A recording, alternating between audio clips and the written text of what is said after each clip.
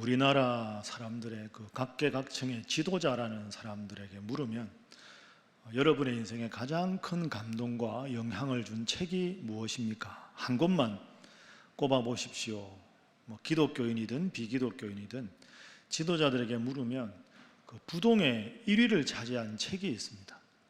여러분 뭘까요? 우리나라의 아주 존경받는 지도자들에게 인생의 책 한 권을 꼽으라. 기독교인이 아닌 경우 1위는 논어입니다. 논어. 물론 요즘에 젊은 세대는 좀 다르지만 여러분 대부분 오늘 예배드리는 분들이나 어르신들은 그래도 논어의 몇 구절을 어릴 적부터 읽기도 하고 또 암송하기도 하고 삶 가운데 실천하기도 합니다. 그만큼 논어라는 책은 우리에게 아주 익숙하고 소중한 고전입니다. 논어의 첫 번째 편 이름이 하기편인데요, 그 하기편에 나오는 한 구절을 오늘 설교의 제목으로 삼았습니다. 하기편에 나오는 그 여러분에게 소개할 구절은 이런 구절입니다. 군자는 무본이니 본립이 도생이니라. 군자는 근본에 힘을 쓴다. 근본대에 힘을 쓰니 근본이 바로 서야만 도가 생긴다. 군자는 근본에 힘쓰는 사람이라 근본이 바로 서야 도라는 건 내가 오늘 이 일을 할 때, 앞으로 이런 계획을 할 때 그 바른 뜻이겠죠. 그 바르고 올바른 길이 무엇인지를 터득할 수 있게 된다. 군자에게는 근본을 세우는 게 무엇보다 중요하다 하는 겁니다. 이걸 우리 하나님을 믿는 사람에게도 그대로 적용할 수 있겠죠. 이렇게 바꿔볼 수 있습니다. 군자 대신에 성도라고 쓰면 하나님을 믿는 무리인 우리 성도들은 무본, 근본에 힘써야 한다. 근본에 힘써야, 그죠? 신앙의 가장 근본적인 것에 힘을 써야 신의, 하나님의 뜻, 우리의 삶에서 만나는 아주 다양한 환경과 상황에 따라서 이 상황에 하나님이 뭘 원하시나, 이렇게 대화할 때 하나님께서 내가 어떻게 응답하기를 원하실까, 이 일은 정말 하나님 원하시는 길일까 하는 하나님의 뜻이 생긴다. 분명히 깨닫게 된다. 성도는 근본에 힘써야 한다. 근본적인 데 힘써야 매사에 하나님의 분명하신 뜻을 알게 된다. 여러분, 사람들하고 대화를 해보면 다 바쁘다고 합니다. 안 바쁜 사람 한 사람도 없습니다. 그런데 바쁘긴 한데 근본적인 일을 하느라 바쁘신 사람들이 있고 참 바쁜데 지엽적인 일을 하느라 바쁜 분들도 의외로 많습니다. 학창시절에 공부할 때 보면 공부 잘하는 학생은 딱 정확하게 핵심만 공부하는데 열심히 공부하는데 꼭 시험 안 나올 것만 공부해서 성적이 안 나오는 학생들도 있지 않습니까? 여러분은 어느 편입니까? 근본적인 데 힘쓰십니까? 지엽적인 데 힘쓰십니까? 근본적인 데 힘쓰는 사람을 우리는 지혜로운 사람이라고 하고, 열심히 살지만 지엽적인 데 힘쓰는 사람을 어리석은 사람, 이렇게 말을 합니다. 우리가 이제 지난 주간부터 구약성경 이사야서를 읽습니다. 이사야는 선지자지요. 하나님께서 이사야 선지자를 통해서 이스라엘 백성들을 꾸짖고 심판하시는 내용이 주로 기록된 것이 이사야서입니다. 그 당시에 이스라엘 백성들은 하나님 보시기에 참 잘못된 행동을 많이 했습니다. 그래서 하나님은 이사야 선지자를 통해서 이 백성들에게 나의 마음을, 쓴소리를 좀 해라, 회개하게 해라. 그래서 전한 복음이 바로 말씀이 이사야서입니다. 하나님이 왜 그러면 마음이 그렇게 아프셨을까? 왜 자신의 백성들에게 쓴소리를 하셨을까? 그걸 살펴보기 전에 오늘 본문을 한번 몇 구절을 인용을 해보겠습니다. 자, 먼저 2절 말씀 한번 화면으로 보십시오. 하늘이여 들으라, 땅이여 귀를 기울이라. 내가 자식을 양육했는데 그들이 나를 거역했다. 자식이 누굴까요? 이스라엘 백성들이죠. 이스라엘 백성들을 자식으로 사랑했는데 그들이 나를 거역했다. 하나님 마음이 너무너무 아프셔서 수신자가 누군지 보십시오. 하늘과 땅입니다. 백성들에게 아무리 말을 해도 안 들으니까 하나님 마음이 너무너무 아프셔서 하늘이여 내 말 좀 들어봐라, 땅이여 내 말 좀 들어봐라, 내 자식들이 내 말을 듣지 않는다. 이스라엘 백성들을 보고 너무 가슴 아파서 하늘과 땅에다가 하소연하십니다. 3절에도 보십시오. 3절 말씀에 소도 임자를 알고 나귀도 주인의 구유를 아는데 이 이스라엘 백성들은 나를 모른다. 내 마음을 몰라준다. 참 마음이 아프십니다. 이어서 4절까지 보십시오. 4절 말씀, 하나님이 이스라엘 백성들 향해서 부패한 자식이다. 내 자식이긴 한데 부패했다. 여러분, 하나님이 이렇게 강한 표현을 잘 안 하시거든요. 그런데 소와 나귀에 비유하시고 하늘과 땅에 하소연하시고 부패한 내 자식이다, 이렇게 격한 감정을 쏟아내십니다. 이유가 뭘까요? 본립이 도생, 근본이 바로 서야 하나님의 뜻을 알 수 있는데 하나님을 향한 근본적인 태도가 잘못된 겁니다. 본이 립하지 않은 거죠. 그래서 하나님 보시기에 이스라엘 백성들이 많은 죄를 지었습니다. 대표적으로 오늘 1장에 보면 이스라엘 백성들이 하나님을 향한 근본 마음에서 떠났기 때문에 3가지 죄를 지은 것으로 본문이 고발합니다. 자, 이스라엘이 하나님의 마음을 아프게 한 3가지 죄, 그 3가지를 지금부터 한번 살펴봅니다. 첫 번째는 우상숭배입니다. 하나님을 버린 거죠. 4절 말씀 보십시오. 그들이 여호와를 버렸다. 나를 버렸다. 우상을 섬긴다. 하나님 제일 미워하시는 행동이 우상숭배인데 이스라엘 백성들이 우상숭배를 합니다. 하나님 앞에 예배를 드리는데 어떻게 드릴까요? 두 번째 하나님이 지적하시는 죄악은 형식적인 예배입니다. 형식적인 예배. 예배를 드리는데 건성건성 형식적으로 드렸다는 거죠. 그 당시 예배가 뭡니까? 제사지요, 제사. 자, 그 당시 제사에 대한 하나님의 말씀을 보십시오. 11절 말씀 보시면 하나님이 이렇게 말씀하십니다. 너희의 무수한 재물이 내게 무엇이 유익하냐? 이스라엘 백성들이 제사 지낸다고 온갖 재물을 가져와도 나에게 하나도 유익하지 않다. 수량의 번제, 살진 짐승의 기름에 배불렀다. 수송아지나 어린 양이나 수염소의 피, 제사 기뻐하지 않는다. 형식적인 너희들의 그 제사는 전혀 기뻐하지 않는다. 13절 말씀에도 기록되어 있습니다. 다시는 헛된 재물을 가져오지 말아라. 오늘 우리 말씀으로 바꾸면 다시는 나한테 예배 드리러 오지 말아라. 너희들이 드리는 예배는 내가 안 받겠다. 하나님이 얼마나 마음이 아프시면 이렇게까지 말씀을 하셨을까요? 자, 우상숭배하고 형식적으로만 제사를 드리고, 3번째로 잘못하는 것은 어렵고 힘든 사람들, 가난한 이웃들을 돌보지 않은 겁니다.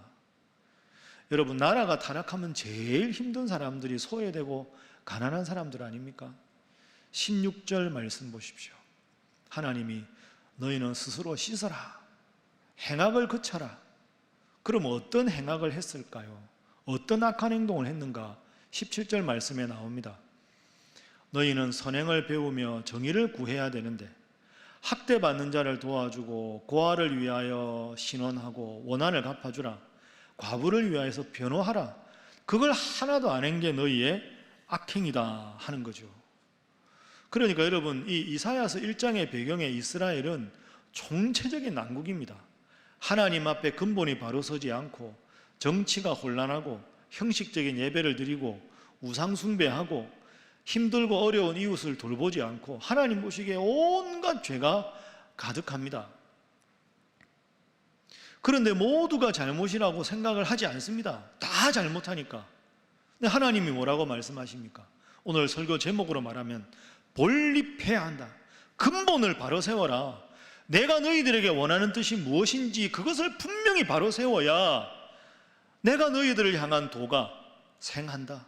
모든 것에서 나의 마음을 헤아려서 행동할 수 있다. 이렇게 말씀하시는 겁니다. 그래서 이사야 선지자의 행동이 바로 그겁니다. 하나님 앞에 근본을 바로 세워야만 하나님께서 기뻐하시는 이 백성이 된다. 본립이 도생, 비유적으로 그걸 외친 선지자가 바로 이사야 선지자입니다. 자, 그러면 근본이 뭘까요? 근본을 세워야 한다. 신앙의 근본. 근본이 뭘까? 두 번째, 하나님의 꾸짖음은 근본이 하나님의 말씀이 되어야 한다 하는 겁니다. 그러니까 하나님의 백성은 하나님의 말씀이 기준이 되는 게 제일 중요한데 말씀이 중심이 되고 기준이 되지 않아서 이스라엘 백성들이 지금 온갖 죄를 짓고 있다는 거죠. 오늘 이사야서 1장 말씀을 보면 1장 1절에는 이사야를 소개하고, 제가 지금까지 여러분과 함께 나누었던 2절부터 9절은 하나님의 그 아프시고 안타까운 마음을 구구절절히 소개합니다. 그리고 10절부터 이스라엘 백성들의 잘못을 이야기합니다. 10절이 이스라엘 백성이 잘못한 근본적인 잘못입니다. 자, 그래서 10절이 아주 중요한데요, 우리 10절 말씀은 다 함께 화면 보면 읽어보겠습니다. 자, 시작. 너희 소돔의 관원들아, 여호와의 말씀을 들을지어다. 너희 고모라의 백성아, 우리 하나님의 법에 귀를 기울일지어다. 아멘. 여러분, 역사상 가장 타락한 도시가 어디입니까? 소돔과 고모라죠. 하나님 마음이 너무 아프셔서 너희 소돔의 관원들아, 고모라의 백성아, 이렇게까지 말씀하십니다. 기준이 뭡니까? 여호와의 말씀을 들어야 하고 하나님의 법에 귀를 기울여야 하는데 그 근본이 바로 서지 않았다. 기준이 바로 서 있지 않다. 기준이 바로 서 있지 않기 때문에 그 당시 이스라엘 백성들은 소돔과 고모라의 백성과 다를 바가 없다 하는 겁니다. 이 비판을 듣는 이스라엘 백성들은 어떤 마음이었을까요? 혹시 이렇게 생각하지 않았겠습니까? 하나님, 우리가 뭘 그렇게 잘못했습니까? 우리는 태어날 때부터 하나님의 율법에 대해서 배우고, 하나님 앞에 제사 지내는 것 배우고, 하나님 앞에 유월절, 칠칠절, 초막절, 장막절, 각종 절기를 다 지키고 자타공인 하나님의 백성인데 뭘 우리가 잘못했단 말입니까? 이렇게 말할 수 있을 겁니다. 여기서 이스라엘 백성들의 기준과 하나님의 기준이 다른 겁니다. 이스라엘 백성들은 하나님에 대해서는 많이 알고 있습니다. 율법에 대해서, 하나님 말씀에 대해서, 제사에 대해서는 알고 있는데 정작 하나님의 마음 몰랐던 거죠. 하나님이 왜 제사를 드리라고 하는지, 하나님의 말씀을 주시는 근본적인 마음, 그 기준을 제대로 몰랐다는 겁니다. 그러면 어떻게 될까요?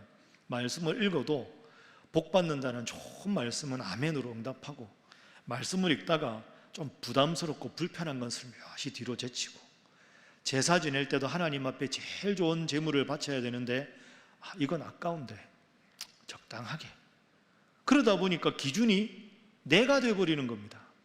내 기준에 기분 좋은 말씀은 아멘하고, 내 기준에 아까운 건 하나님께 안 바치고, 그러니까 하나님의 말씀이 기준이 아니라 내가 기준이 되다 보니까 제사도 형식적이게 되고 절기를 지켜도 마음은 하나님께 떠나고, 그리고 그러다 보니까 우상숭배까지 하게 된 거죠.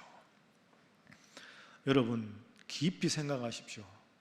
말씀에 대해서 많이 안다는 것과 말씀을 삶의 기준으로 삼아서 살아간다는 건 전혀 별개의 문제입니다. 이 두 가지를 구분하는 것이 지혜입니다. 그래서 제가 여러분에게 한 가지 여쭤보겠습니다. 마음으로 대답하십시오. 여러분은 살아가는 삶의 기준이 무엇입니까? 무엇을 제일 중요하게 생각하십니까? 여러분의 생각입니까? 그렇다면 여러분은 이스라엘 백성과 다를 바가 없습니다. 내가 지금까지 배워온 지식입니까? 내 경험입니까? 그것의 기준을 삼아서 모든 인생의 문제를 판단한다면 여러분이 이스라엘 백성입니다. 다를 바가 전혀 없는 거죠. 분명히 10절에서 하나님 말씀하셨습니다. 하나님의 말씀이 기준이 되어야 한다. 그 기준이 바로 서지 못하는 것이 이스라엘 백성들을 향한 하나님의 꾸지람이었습니다. 제가 고등학교 다닐 때 제가 제일 좋아하던 과목은 체육이었습니다. 국어, 영어 이런 것보다 체육 시간이 제일 좋았습니다. 한참 남자 고등학생들 얼마나 막 뛰고 싶습니까? 보통 남자 고등학교 가면 체육 들은 날은 그냥 1교시부터 체육복 입고 수업하는 친구들도 있습니다. 빨리 나가려고 체육 시간에. 그런데 저희 고등학교 때 체육 선생님이 한 분이 3년을 내리 하셨는데요, 이분이 럭비 특기자 출신입니다. 원래 럭비 선수 하다가 고등학교 체육 선생님이 되신 겁니다. 그러니까 이분은 체육학과를 나오신 분이 아니라 체육 이론에 대해서는 별로 제가 봐도 기억이 남는 게 제가 별로 없습니다. 그러니까 이분이 아주 기분파여가지고요, 운동선수 출신이라 그날 기분이 좋으면 야, 반장 이리 와라 하고 열쇠를 줍니다. 그럼 체육 창고에서 농구공, 배구공, 축구공 마음껏 꺼내서 1시간 내내 놀게 합니다. 그런데 뭔가 이 선생님이 기분이 안 좋다 이러면 야, 맨손 체조 1시간, 뭐 달리기, 구보 1시간. 그러니까 뭐 그냥 하는 겁니다. 그 날씨하고 관계가 없습니다. 날씨가 아무리 좋아도 기분이 안 좋으면 야, 국민체조 1시간 해. 그냥 그렇게 하시고 그냥 저기 앉아 계십니다. 그래서 체육 시간 되면 우리가 항상 기대 반, 우려 반입니다. 오늘은 어떻게 하실래나? 오늘은 기분이 좋으셔야 될 텐데. 그래서 제가 이제 그런 일을 몇 번 겪다가 가만히 보니까 어떻게 하면 1년 내내 운동을 좀 신나게 할 수 있을까? 그래서 제가 선생님을 이렇게 가만히 생각을 하다가 제가 방법을 고안을 했습니다. 그때 제가 반장이었는데요, 친구들 다 있는 데서 야, 주목, 할 말이 하나 있다. 체육 듣날 전날이었습니다. 체육 시간에 운동만 하고 싶지? 당연하지, 운동하고 싶지. 내가 비결을 알려줄게. 지금부터 딱 내가 시키는 거 2가지만 여러분들이 협조해줘. 그럼 1년 내내 체육 시간에 운동할 수 있어. 그런 게 어디 있냐? 일단 내 말 들어봐. 첫 번째, 체육 시간에는 무조건 전원이 체육복을 입는다.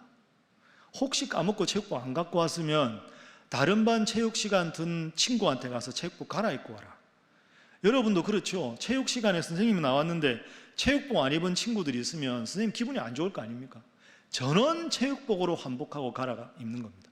두 번째, 체육 시간 전 쉬는 시간 딱 되면 10분 쉬지 말고 체육복 갈아입자마자 전부 운동장으로 나가서 준비 운동부터 하자. 체육 시간 전 10분은 쉬는 시간 없는 거다. 왜 그러냐 하면 체육 시간에 빨리 나가서 정렬을 딱 하고 체육 시간 종이 치기 전에 국민체조하고 운동장 3바퀴를 구보를 하고 딱 서서 선생님 나올 때 인원 보고를 하는 겁니다. 뭐 2학년 7반 인원 보고, 총원 몇 명, 현재 몇 명, 사고 몇 명, 사고 내용 뭐 이런 거 하잖아요. 그 선생님한테 인사하는 거. 선생님 보시기에는 이야, 딱 보니까 전부 체육복 입었지, 준비 운동 다 했지, 인원 보고 잘하지. 야, 반장 열쇠 줄게. 너희들은 운동해라. 최고로 기분이 좋아지실 거 아닙니까? 이 2가지만 하자. 그렇게 했어요. 실제로 저희 반은 거의 1년 내내 축구, 배구, 농구만 했습니다. 그러니까 이제 학교에 소문이 났죠. 2학년 7반 이상하다. 선생님이 저 반만 편애한다. 왜 저 반은 저렇게 맨날 운동만 하고 노냐? 이렇게 된 겁니다. 논 게 아닌데 친구들 보기에는 노는 거죠. 근데 여러분, 이게 아주 중요한데요, 다른 반이 보기에는 이해가 안 되는 겁니다. 어떻게 저 반은 체육 수업 시작하기 전에 준비 운동을 다 끝냈을까? 맨손 제조하고 운동장 3바퀴 뛰는 게 어떻게 쉬는 시간 그 짧은 시간에 다 하지? 여기에 대해서는 노하우가 하나 있었습니다. 그 노하우가 뭐냐 하면 제가 그때 친구 하나를 딱 정했습니다. 1년 내내 너는 체육 시간 기준이다. 붙박이 기준. 그럼 여러분, 쉬는 시간 딱 시작하면 전부 체육복 갈아입고 운동장으로 다 쏟아져 나가지 않습니까? 그럼 나가면 제일 먼저 기준이 되는 친구가 제일 먼저 그 서는 겁니다. 그러면 다른 친구들이 노는 게 아니라 기준이 되는 친구가 기준을 먼저 잡으면 전부 양팔 간격 좌우로 나란을 해서 바로 나가면서 정렬을 하는 거죠. 그럼 정렬하는 시간이 최소한으로 줄어듭니다. 그러면 나가면서 정렬이 되어 있으니까 국민체조하고 운동장 3바퀴 뛰는 시간을 충분히 확보하는 거죠. 여러분, 이게 아주 중요합니다. 기준을 제대로 정확하게 잡는 게 중요합니다.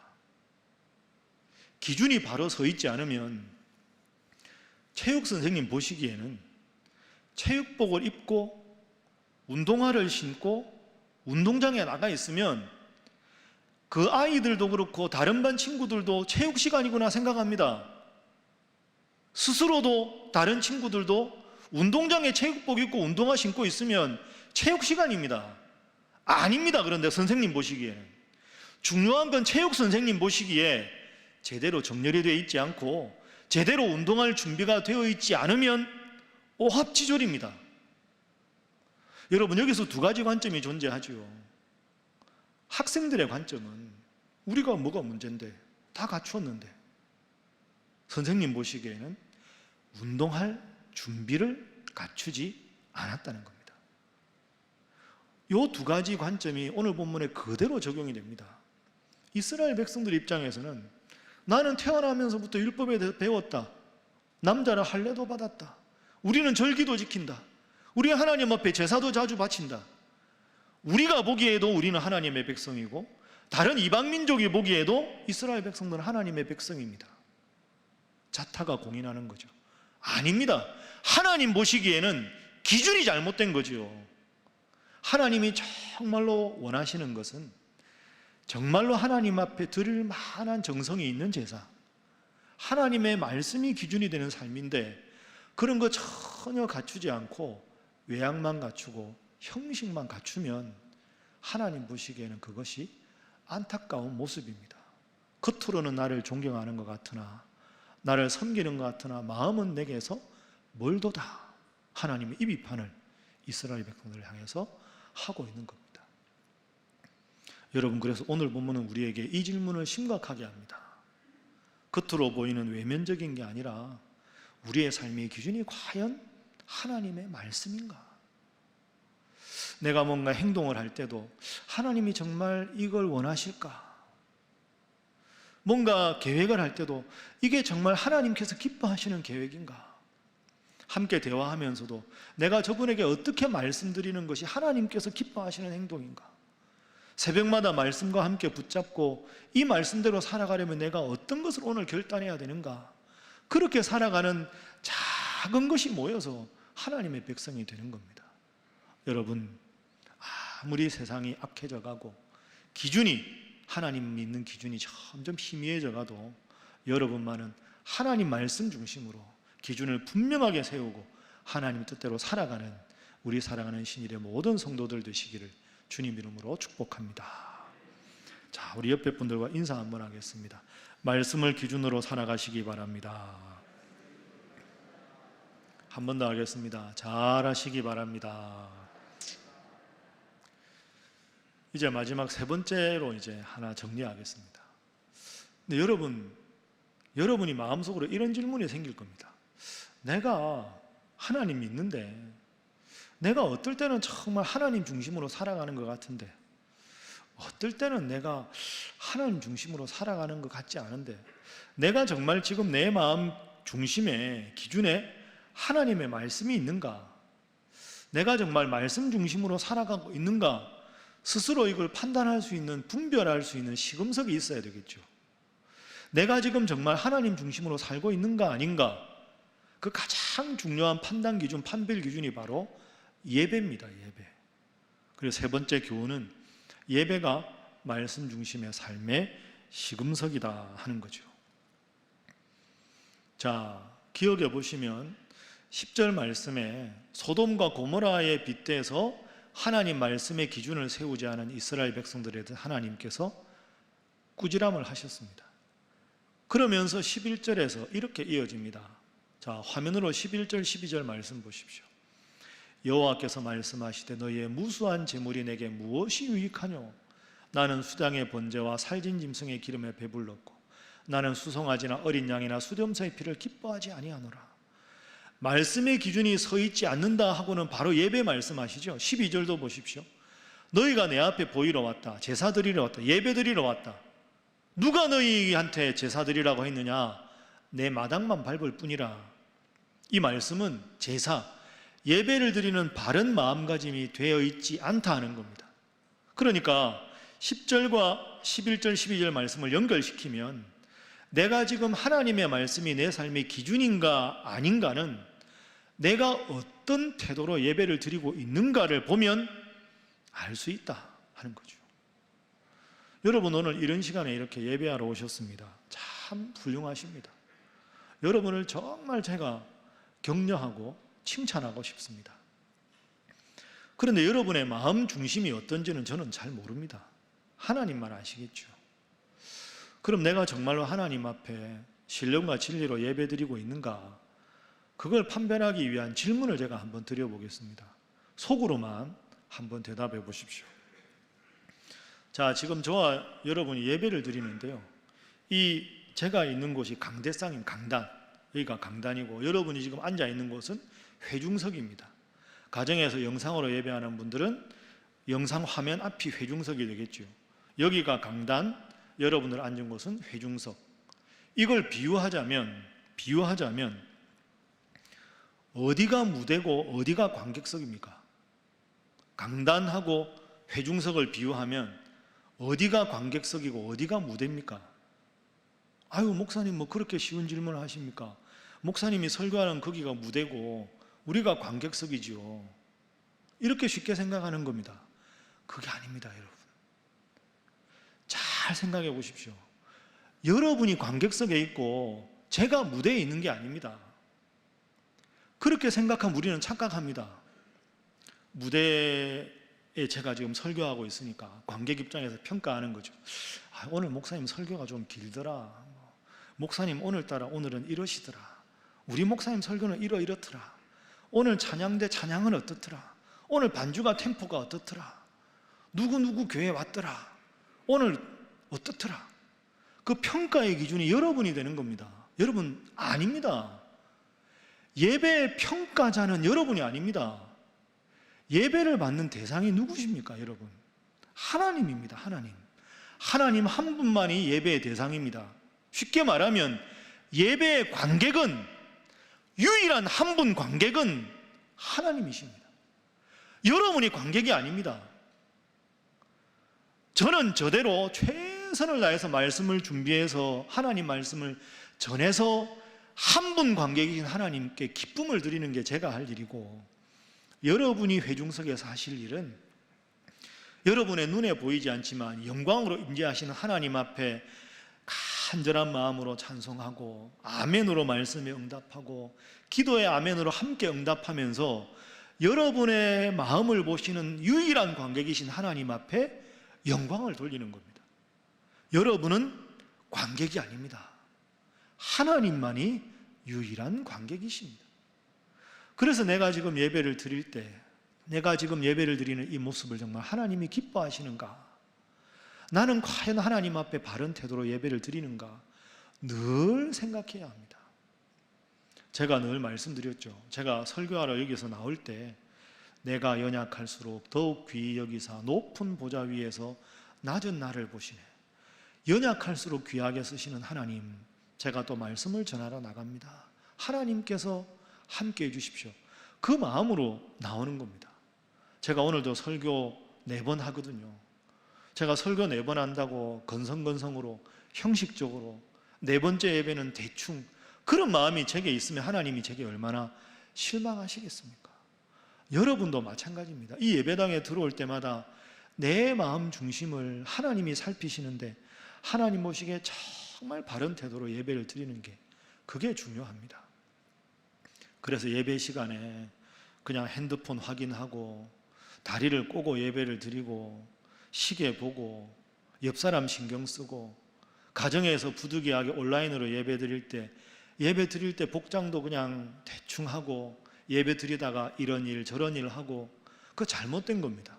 가정에서나 교회에서나 예배를 받으신 대상이신 하나님 앞에 내가 어떤 태도로 예배를 드리는가, 그게 나도 모르게 자꾸 형식적으로 변해가고 그냥 건성으로 예배를 드리는 걸로 변해가면, 아차, 내 삶의 기준이 지금 바로 서지 못하고 있구나. 하나님, 제 마음을 바로잡아 주십시오.